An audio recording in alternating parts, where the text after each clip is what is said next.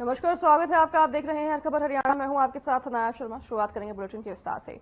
लोकसभा चुनाव को लेकर सभी पार्टियां और आजमाइश जोर कर रही है, तो वहीं इसी कड़ी में फरीदाबाद के वल्लभगढ़ में बीजेपी ने विजय संकल्प रैली का आयोजन किया है, जिसमें पूर्व सीएम मनोहर लाल समेत हरियाणा कैबिनेट के मंत्रियों ने शिरकत की। इस मौके पर पूर्व सीएम मनोहर लाल ने जहां बीजेपी प्रत्याशी के लिए वोट की अपील की, तो वहीं दूसरी तरफ विपक्ष पर भी उन्होंने जमकर निशाना साधा।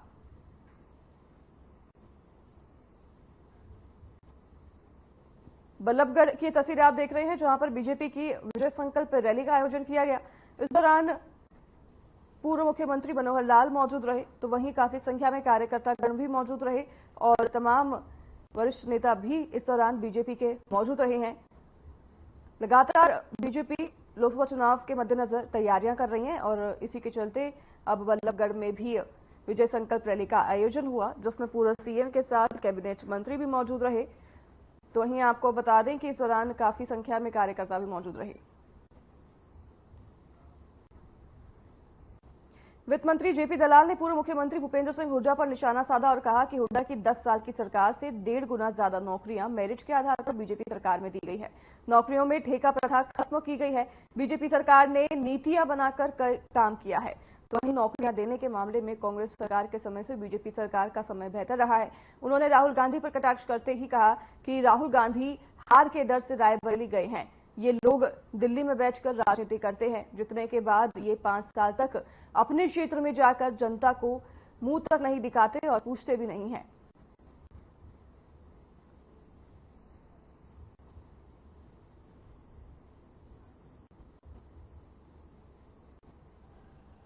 देखिए, हमारी सरकार ने हुड्डा साहब की 10 साल की सरकार से 1.5 गुना ज्यादा नौकरियां मेरिट के आधार पर दी हैं। उसके अतिरिक्त जो एकदम जरूरत के हिसाब से हम कौशल रोजगार के माध्यम से भी लोगों को लगाते हैं, जो पहले ठेकेदार कर्मचारियों का शोषण करते थे, उनके पीएफ वगैरह भी नहीं जमा कराते थे, उससे उनको छुटकारा मिला है।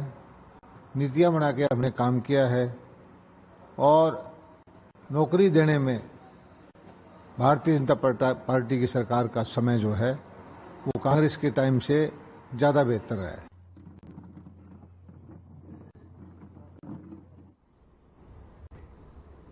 टीएमसी विधायक के हिंदुओं पर दिए गए बयान को लेकर पूर्व गृह मंत्री अनिल विज का बयान सामने आया है। उन्होंने पलटवार करते हुए पूरे इंडिया गठबंधन को लपेटा और कहा कि ये गठबंधन इस तरह की बातें कर देश का अमन चैन खराब करना चाहता है। तो वहीं कांग्रेस नेता जयराम रमेश के हम 50% आरक्षण की इस सीमा को बढ़ाएंगे इस बयान पर अनिल विज ने तंज कसते हुए कहा कि क्या 20 से 25 लोगों के साथ लोकसभा में कोई प्रस्ताव पास किया जा सकता है? इससे ज्यादा इनकी सीटें आने नहीं है। और इसके साथ ही अनिल विज ने पूरे विपक्ष को जमकर आड़े हाथों लिया।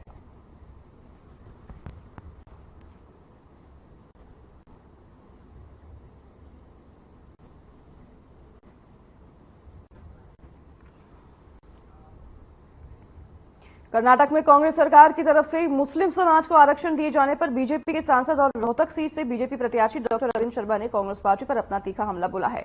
उन्होंने कहा है कि कांग्रेस ने कर्नाटक में मुस्लिम समाज को 4% आरक्षण देकर यह साबित कर दिया है कि वो मुस्लिम समाज के पक्षपात हैं। तो वहीं उन्होंने कहा कि किसी अन्य समुदाय का उनके साथ कोई ताल्लुक नहीं है।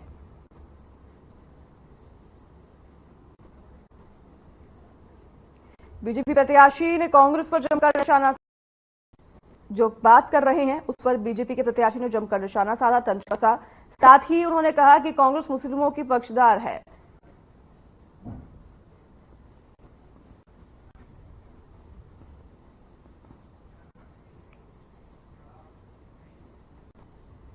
कांग्रेस के राज्यसभा सदस्य दीपेंद्र सिंह हुड्डा ने रोहतक से नामांकन पत्र दाखिल किया। उन्होंने नामांकन पत्र भरने से पहले अपने आवास पर हवन यज्ञ किया और अपनी पत्नी के संग हवन यज्ञ में आहुति डाली। आपको बता दें कि हवन के दौरान हुड्डा परिवार सहित सैकड़ों की संख्या में आमजन और कार्यकर्ता मौजूद रहे।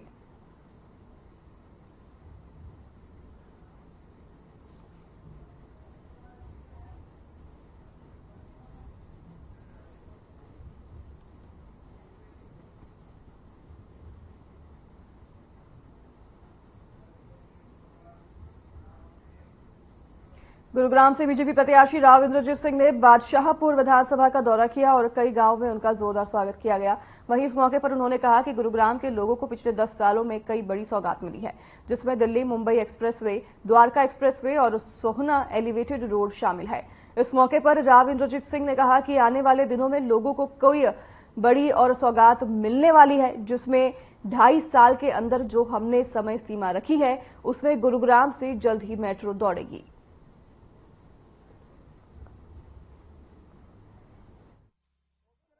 देखो, हमने योजना प्रस्तावित करी हैं, जिनको मंजूरी मिल चुकी है, उनको सिरे चढ़ाने का मन है हमारा। और उसके अंदर सबसे पहले तो मैं जिक्र करता हूं गुड़गांव का मेट्रो स्टेशन जो का विस्तार हुआ है, मेट्रो लाइन का जो विस्तार हुआ है 5,500 करोड़ का, तो 2-2.5 साल के अंदर हम चाहते हैं कि मेट्रो ओल्ड गुड़गांव के अंदर भी चल जाए। दूसरा हमारा प्रस्ताव ये रहा है कि केएमपी के साथ साथ ऑर्बिटल रेल कॉरिडोर, जिसके ऊपर काम शुरू हो गया है, 5,600। दूसरा ऑर्बिटल रेल कॉरिडोर का मैं जिक्र कर रहा था, जो केएमपी के साथ साथ होगा।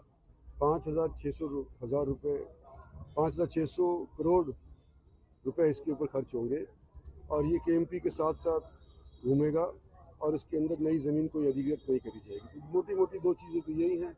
एम्स का निर्माण भी है, बाकी जो हमारे हाईवेज हैं जो अभी पूरे नहीं हुए हैं, मुंबई जैसे एक्सप्रेस वे दौसा से आगे करना है, ये सारी चीजें प्रस्तावित हैं और आने वाले समय के अंदर हम मेवात के अंदर भी एक रेल गाड़ी दौड़ाना चाहते हैं।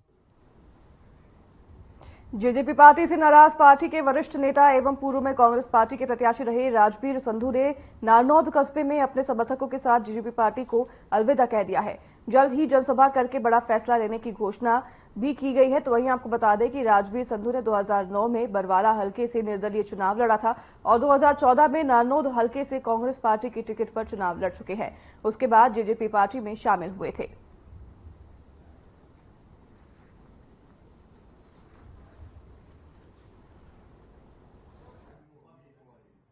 क्रम ये है कि मैं जननायक जनता पार्टी से आज उसकी प्राथमिक सदस्यता से इस्तीफा दे रहा हूं। जननायक जनता पार्टी का जो आधार है वो चौधरी देवलाल की नीतियों पे है, लेकिन जिस भी नीति को चौधरी देवलाल फॉलो करते थे, जननायक जनता पार्टी के नेताओं ने उनको बिल्कुल भी फॉलो करने का काम नहीं किया। चाहे वो किसान आंदोलन की बात हो, चाहे नौजवान की बेरोजगारी की बात हो, चाहे अग्निवीर की जो नई पॉलिसी बीजेपी लेकर के आई, उस पे जेजेपी के नेताओं ने किसी भी प्रकार का विरोध नहीं किया। हरियाणा विद्यालय बोर्ड द्वारा घोषित 12वीं कक्षा के परीक्षा परिणाम में सरकारी विद्यालयों का प्रदर्शन बेहतर रहा है। राजकीय कन्या वरिष्ठ माध्यमिक विद्यालय बाडला की 19 छात्राओं ने मेरिट सूची में स्थान पाया है। तो वहीं आपको बता दें कि खंड में स्थित राजकीय कन्या वरिष्ठ माध्यमिक विद्यालय बाडला की छात्रा दिव्या ने 443 अंक प्राप्त कर विद्यालय में प्रथम स्थान प्राप्त किया है। वहीं दिव्यांका ने 443 अंक प्राप्त कर द्वितीय स्थान प्राप्त किया है और छात्रा वर्षा ने 441 अंक प्राप्त कर विद्यालय में तृतीय स्थान प्राप्त कर परीक्षा उत्तीर्ण की है।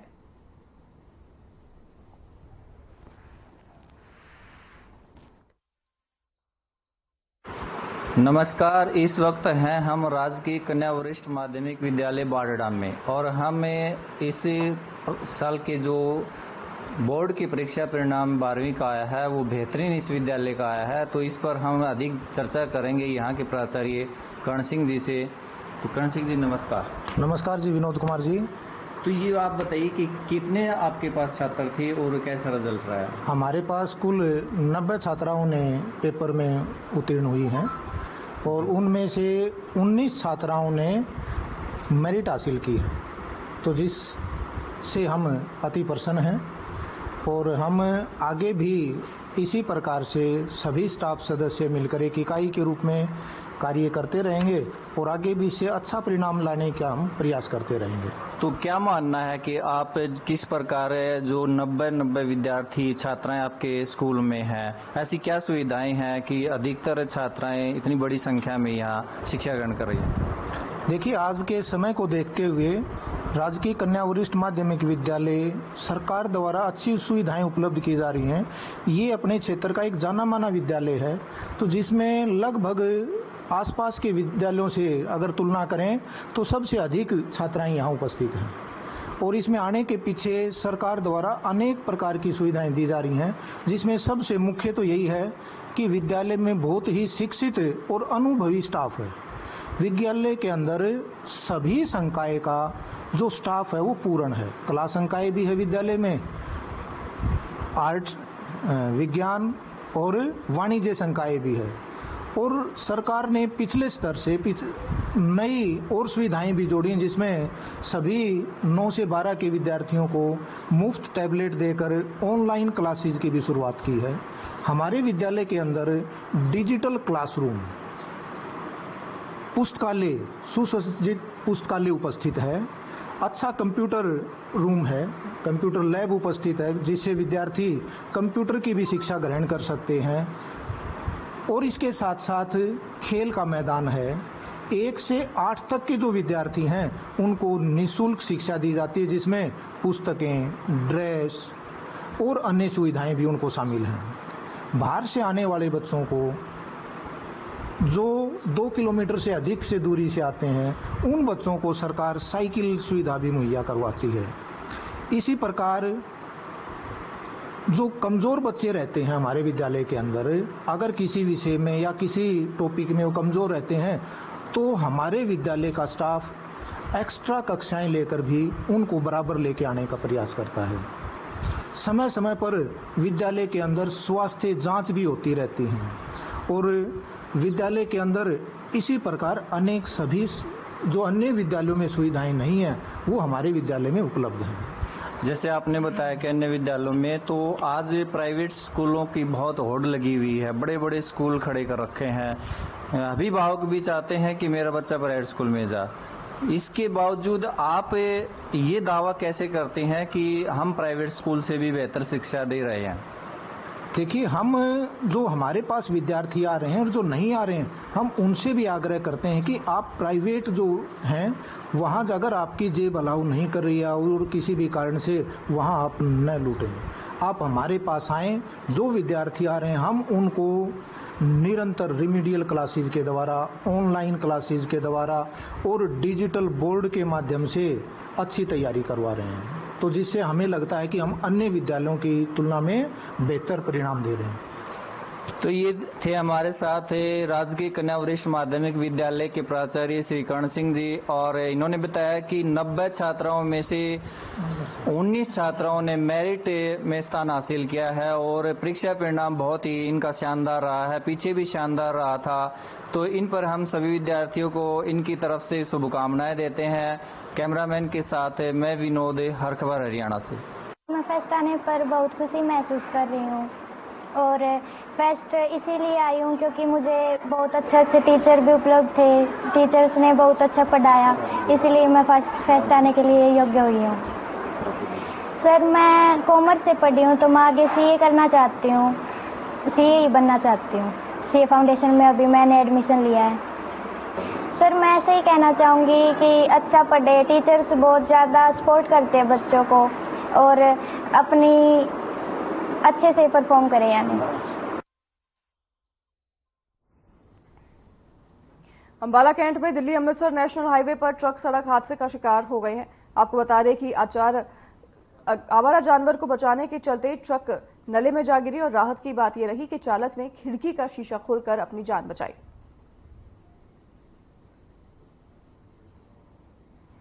भीषण सड़क हादसा होने की खबर सामने आई है, जिसमें एक ट्रक की भिड़ंत हो गई और जिसकी वजह से अनियंत्रित होकर ट्रक नाले में जा गिरा। हालांकि गनीमत की बात रही, किसी की जानी नुकसान की खबर अभी तक सामने नहीं आई। चालक ने खिड़की का शीशा तोड़कर अब बाहर निकलकर अपनी जान बचाई। तस्वीरें आप देख रहे हैं। हालांकि ट्रक पूरी तरह से क्षतिग्रस्त हो गई है नाले में गिरने के बाद।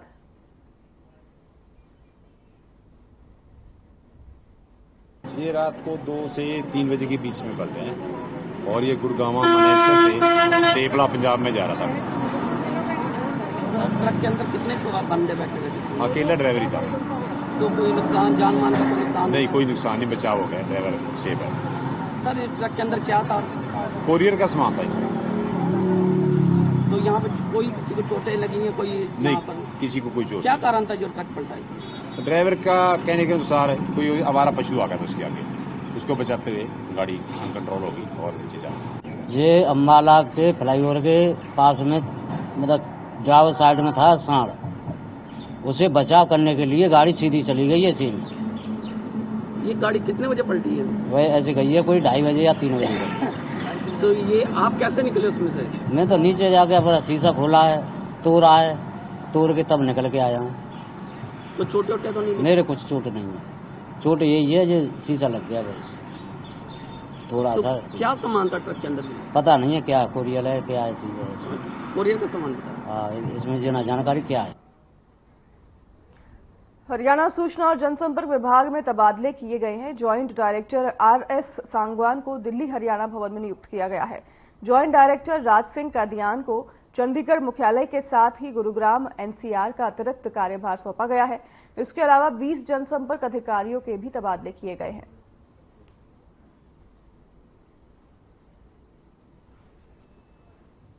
सूचना और जनसंपर्क विभाग में अधिकारियों के तबादले हुए हैं, इसकी लिस्ट जारी की गई है। और आपको बता दें कि सूचना जनसंपर्क विभाग से ये सभी अधिकारियों के तबादले जो है किए गए हैं।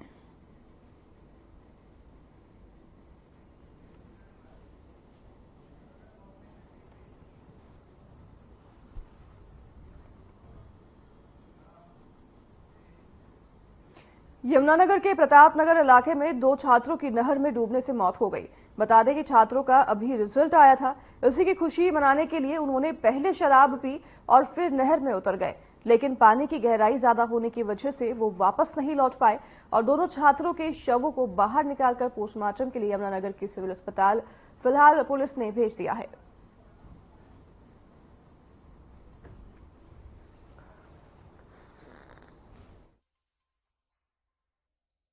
भाई ये स्कूल के पढ़ने वाले बच्चे थे, आज ये यहाँ आए थे नहर पे, कोई खा पी रहे थे। 9 बच्चे थे ये, जिनमें से 7 बच्चे तो बाहर बैठे खा पी रहे थे, 2 बच्चे नहाने के लिए उतरे थे।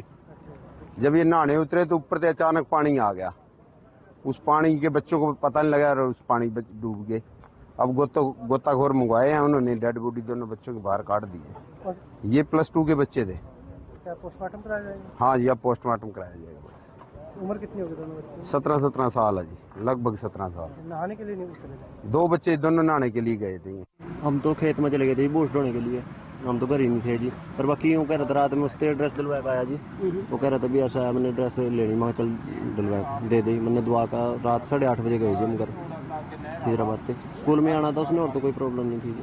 तो यहाँ कितने बच्चे हैं? क्या आपके बच्चे को तैरना आता है? ना कुछ नहीं जी, वो तो भी 16 साल का ही था जी। कौन सी क्लास के थे दोनों? +2 का था। क्रिश।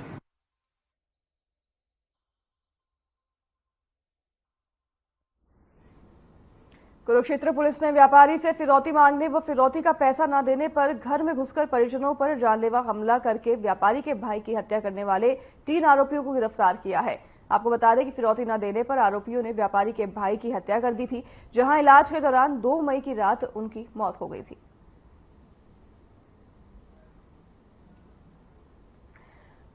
पुलिस ने कार्रवाई करते हुए बड़ी सफलता हासिल की है। आपको बता दें कि इन आरोपियों ने फिरौती की रकम मांगी थी और इसी के चलते उन्होंने घर पर भी हमला बोल दिया था, जिसमें एक शख्स की मौत हो गई थी, जिसके बाद पुलिस ने कार्रवाई करते हुए इन तीनों आरोपियों को गिरफ्तार कर लिया है और इनसे पूछताछ पुलिस के द्वारा की जा रही है और आगे की कार्रवाई भी पुलिस कर रही है। जिन भी लोगों का इसमें संलिप्त होना बताया जाएगा, उन सभी की गिरफ्तारी भी की जाएगी। आपको बता दें कि फिरौती मांगे जाने पर ये पूरा घटनाक्रम हुआ। व्यापारी से फिरौती मांगी गई थी, जिसके बाद ये व्यापारी के घर पहुंच गए थे और व्यापारी के भाई की इसी दौरान हत्या हो गई।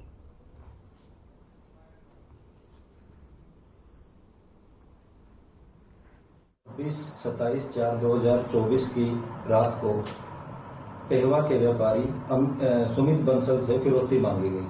जो व्यापारी द्वारा फिरौती न देने के कारण आरोपियों ने व्यापारी के घर पे चाकुओं व लाठी डंडों से हमला किया। जो हमले के दौरान व्यापारी सुमित बंसल के भाई अमित बंसल, शुभम व उसके पिता वीरभान को चोटें आई, जो दौरान इलाज कल रात को अमित बंसल की मृत्यु हो गई, जिसमें माननीय पुलिस अधीक्षक कुरुक्षेत्र के मार्गदर्शन व प्रभारी CIA 1 incharge inspector Surendra Singh के दिशा निर्देशानुसार सीआईए 1 कार्रवाई करते हुए 3 आरोपियों को गिरफ्तार किया।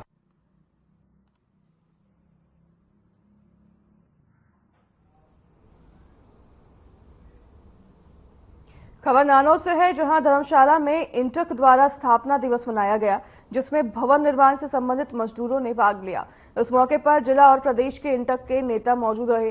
तो इंटक के प्रदेश महासचिव धर्मवीर लोहान ने कहा कि नानौद में इंटक द्वारा स्थापना दिवस मनाया जा रहा है। इंटक की नीतियों को लेकर मजदूरों को जागरूक किया जा रहा है। इंटक की नीति है कि जियो और जीने दो। उन्होंने आगे कहा कि सरकार द्वारा मजदूरों के अधिकार छीने जा रहे हैं, उन अधिकारों को लेना है। वहीं कृष्ण नैन ने कहा कि उन्होंने 77वें स्थापना दिवस को मनाया है और मजदूरों को यह बताया कि जो उनके अधिकार हैं उनको बचाने के लिए कैसे संघर्ष किया जाए।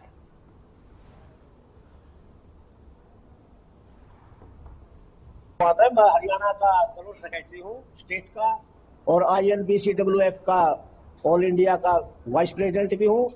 और हमें पूरे आज का जो हमारा प्रोग्राम है इंटक का 77वां स्थापना दिवस जो मनाया जा रहा है, वो इंटक की नीतियों को लेकर मजदूरों को जागरूक किया जा रहा है कि इंटक इस नीति के साथ जी और जीने जो मजदूर और मालिक एक गाड़ी के पहिए पकड़ काम करें, उस नीति के साथ मजदूरों के अधिकार जो सरकार ने छीने गए हैं। मैं भवन निर्माण मजदूर का प्रदेश महासचिव और इंटक का उपाध्यक्ष, जो आज का 77वां स्थापना दिवस मनाया है, उसमें मजदूरों को ये बताया जो हमारे अधिकार थे उनको बचाने के लिए कैसे संघर्ष किया है।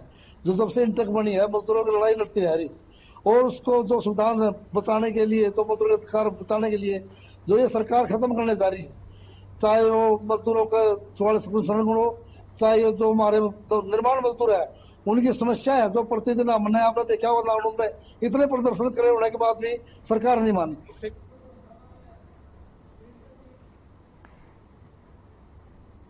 भवन निर्माण मजदूरों के लिए इंटक में ये आयोजन किया गया और इस दौरान काफी नेता मौजूद रहे। तो वहीं आपको बता दें कि इंटक ने 77वें स्थापना दिवस को मनाया और काफी संख्या में मजदूर भी इस दौरान मौजूद रहे। भवन निर्माण मजदूरों ने भी इस कार्यक्रम में आयोजन में भाग लिया।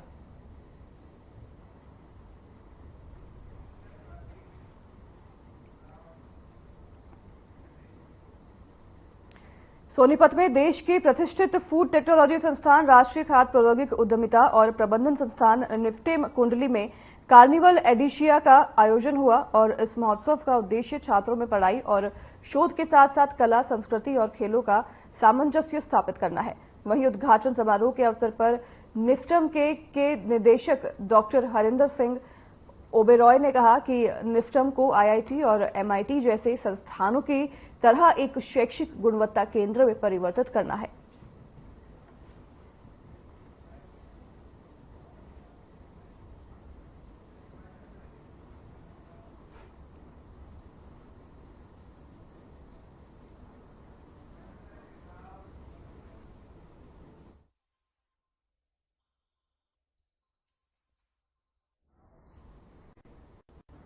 तो फिलहाल इस बुलेटिन में हमारे साथ बस इतना ही। नमस्कार।